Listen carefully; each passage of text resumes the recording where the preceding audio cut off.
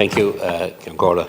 Time and time again, I have stood inside this chamber and spoke of the work being done by the carers of this country. I've spoken of the amount of money they are saving the state, the personal care they give, which is second to none, and the thanks these people get is they are means tested.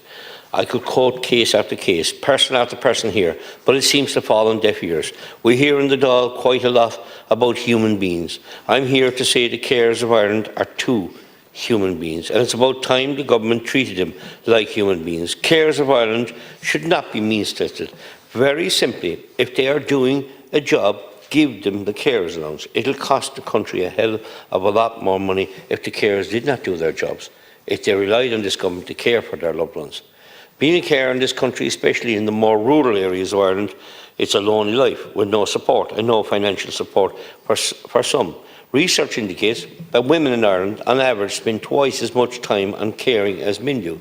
The costs of providing informal care, including losses in paid employment, are disproportionately borne by women. Let's face it, women bear the brunt of this. We are always speaking here in the Dáil about equal rights and treating women fairly. Well, let's start by supporting our carers financially and emotionally. And before anyone starts saying that this is the populist thing to say, that is what my office hears on a daily basis.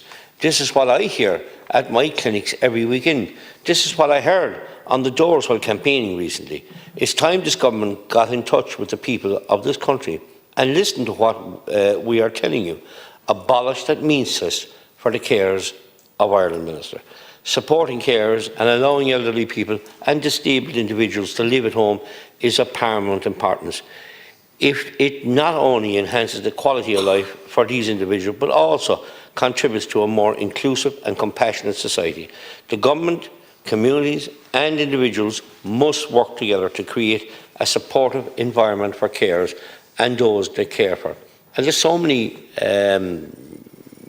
factors in life where people that are elderly and people that are caring for them and are being treated so unfairly. And I'd like to raise a few issues in relation to home helps. The home helps have been providing an excellent service, but the difficulty for so many elderly people to get home help. And it looks to me as there's a system built here as you have to fall on the ground first before you get the home help, instead of caring for the person in their 80s, in their 90s, in their home before they lead to that situation. And if they're cared properly, they won't end up maybe needing medical attention or a hospital attention. And unfortunately, that has not been thought ahead here in this country. It's continuously begging and pleading for extra hours. Some people are caring for people during the night. They have to try and care for them during the day. And I know quite a lot of people, and they're begging for a half an hour extra. They're begging for an hour extra in the week. And for some reason, I meet loads of home helps who said they're willing to do it, but they won't be given the job. So there's something wrong somewhere along the line.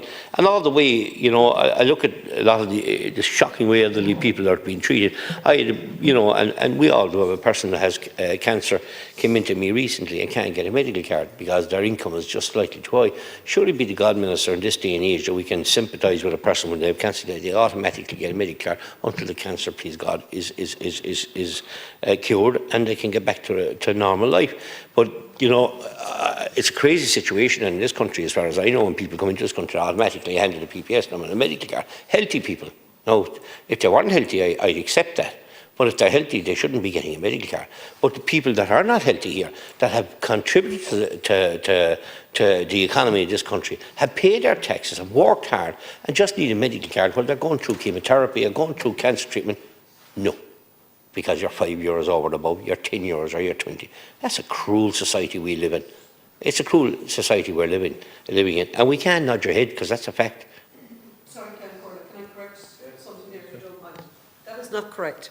If your clinician deems you're medically in need, there's a one-page medical application form that is sent from the consultant directly to HSE, where it is approved within 24 hours. Thank you, Minister, for clarifying that. But, Minister, you have to be terminally ill to get that. And in most cases that is the case, because I certainly know it from my office. It is, Minister, you're incorrect. Incorrect. Because in my office there's people applying for the medical card and cannot get the medical card when they have cancer. And don't go back along telling me that is the case. Unfortunately, you have to be terminally ill to get that case, to fill the form that you're talking about. And if you're not, please bring them over here to me. you must have magical farms that we don't seem to have done in West Cork. And it's the same way. You follow people. You punish people. I see there where people come in to me, they want a fair deal for their family. Their family were prudent. They were honest to God living people. They're followed to the grave to rob them a few bob out of their pocket that they saved all their life so that they could bury themselves and maybe put a little bit of comfort to their family. But just because they were prudent, they've been chased. Phil Hogan said one time he'll chase people to the graves, and that's what you're doing today.